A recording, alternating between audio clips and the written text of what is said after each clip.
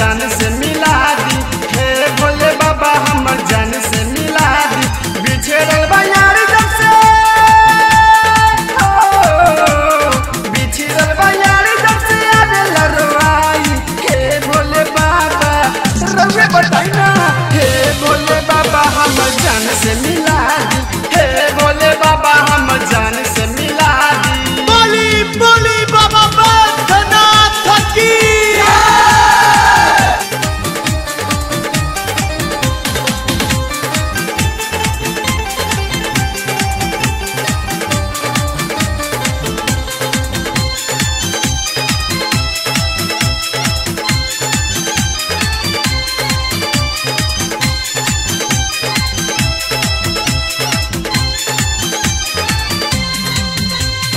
रहे का कसूर हमके चली गईला छोड़ के, रह नहीं पाए बाबा ओकरा के छोड़ के, ओकरा के छोड़ के, ओकरा के छोड़ के। रहे का कसूर हमके चली गईला छोड़ के, रह नहीं पाए बाबा ओकरा के छोड़ के। ओकर हम जुदाई ओ बाबा, ओकर हम जुदाई सह नहीं पाइब, ओकर हम जुदाई सह नहीं पाइब। हे भोले बाबा हम जान से मिला दी। हे भोले बाबा हम जान से मिला दी। जान से मिला दी, जान से मिला दी। हे भोले बाबा हम, हे भोले बाबा हम, हे भोले बाबा हम जान से मिला दी।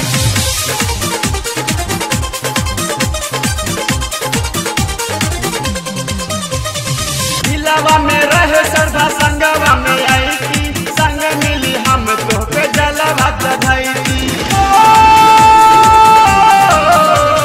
दिलवा में रहे श्रद्धा संगवा में आई थी, संग मिली हम तोहके जलवा चढ़ाई थी। शादी होके उन्हीं से, शादी होके उन्हीं से भागिया जगाई थी, शादी होके उन्हीं से भागिया जगाई थी। हे भोले बाबा हम जान से मिला दी। हे भोले बाबा हम जान से मिला दी। ध्वनि तरंग मुजफ्फरपुर। Mobile number 7352502135।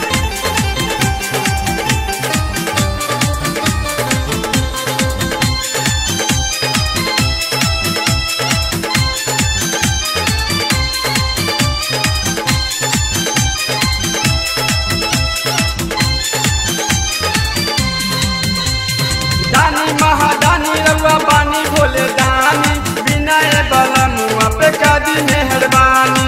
ओ